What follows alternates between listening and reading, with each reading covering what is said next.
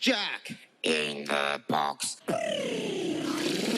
Welcome to another edition of JAK in the Box. I'm Jack, this is DB. This is where we go through these old storage boxes of vintage action figures. In our last part, we found some collector cases, Star Wars collector cases. We're gonna...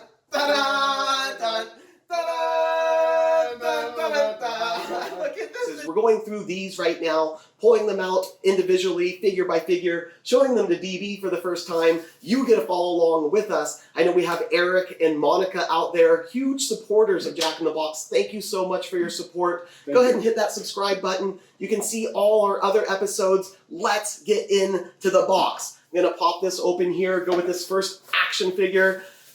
Unravel the plastic here. This is so funny. Look at this guy. If you recognize him. Is this like a Gonk droid? Gonk droid right there.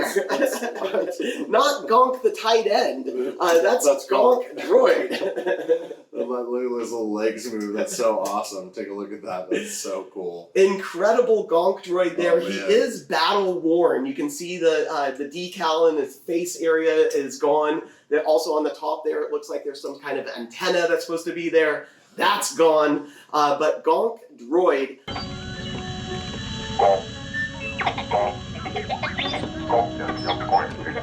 But he is from Star Wars, right? Yeah, and it says Hong Kong on the other side, on the other leg. Interesting. There. Okay, so they got two stamps. 1979 Hong Kong. Thank you for finding that. Inside part of the legs there. Next out of the box, next out of the bag, we have an Imperial. What they call that guy, the Imperial Commander, I guess? Commander. Yes, Yeah. Imperial Commander. From a probe droid in the hot system, but it's the best lead we've had. Wasn't sure if it was a general or a commander. DB saying commander. We're going to go with general, commander. Could be commander. You can probably comment on the bottom and tell us. But yeah, it looks like an Imperial, I guess, commander right there, and so cool. Take a look at that. You can also see the blaster that he comes with. That's, I believe they call that just like the Stormtrooper blaster, Or but Imperial blaster. Imperial probably. blaster maybe, Yeah. yeah. But he comes with that blaster. Any Really insignias on him? I think it's an Does he have? E11 is the name of the blaster Wow, that the okay. Imperial used. I Going don't know for deep sure, but reference there. again, you could comment at the bottom and let us know if we're wrong. This one has a date here on the back of the leg, and this is 1980, also made in Hong So Kong. 1980, that would make him an Empire Strikes Back action Right. figure there. And that might have been from the first wave of Empire Strikes Back, being that it was 1980 action figure.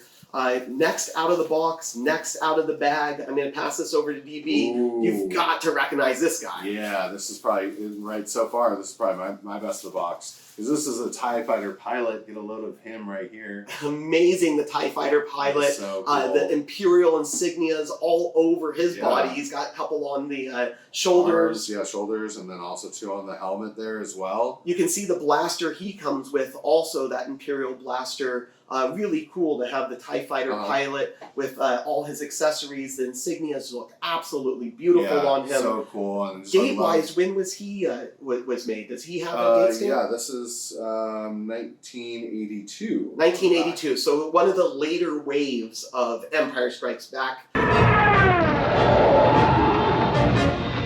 Incredible. The condition he's in, and to be able to see him coming right out of the box. Yeah, it's so cool. I just love the design of this with the helmet and those air tubes coming out of it and into that like center chest piece as well. Wow. This is awesome. Definitely, I would think my best of the box right there. DB's best of the box. What is your best of the box? Head down to the comments below. Let us know what your best of the box is. We've got 3 out, 3 to go. The next one coming right at you as I unpack him. Pass this over to DB.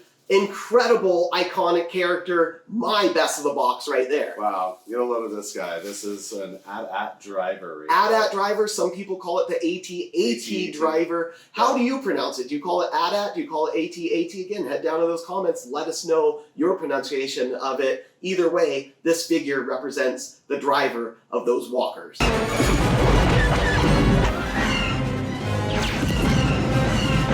Distance to power generator. 17.28. Yeah, that is cool. That is really neat. Also, if you can see on the back of the leg there, 1980. The print on these is a little bit larger for the date, so it's easier to read on the. So in glass, too. 1980, Empire Strikes Back, he would have been, I think, from that first wave of action figures. You can also see his rifle that he comes with, that Imperial rifle. It was one of the first rifles that actually had a strap that went on the weapon. Oh. It was actually easier to have him strap on the weapon as opposed to hold it right on the grip here. A lot of times this would break if you try to put his hand into the grip. Wow. Really incredible that the weapon stayed intact. The AT-AT driver looks incredible right there.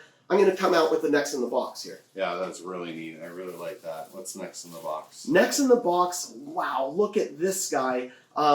Interesting with his weapon as well. You recognize him. Is this General Veers, I General guess? Veers right there. He led the attack on Echo Base on the Hoth system. Yeah. All troops will debark for ground assault. Prepare to target the main generator. He was right in there with the AT-AT drivers in the back with the AT-AT walkers.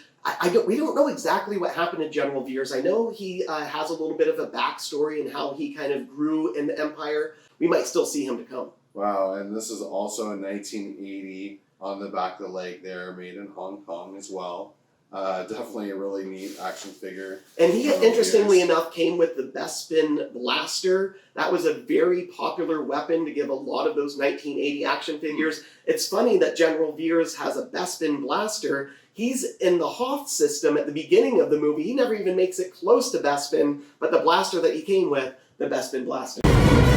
Interesting piece of information. Very, very interesting. Last in the box, I'm going to unravel this guy here. Oh, I can look at him. Incredible. Nice. He's a master. It is That's Master Yoda. Master Yoda. Incredible. Hello, Master Yoda. Wow. Welcome back out of the box. No, no different. Only different in your mind. You must unlearn what you have learned.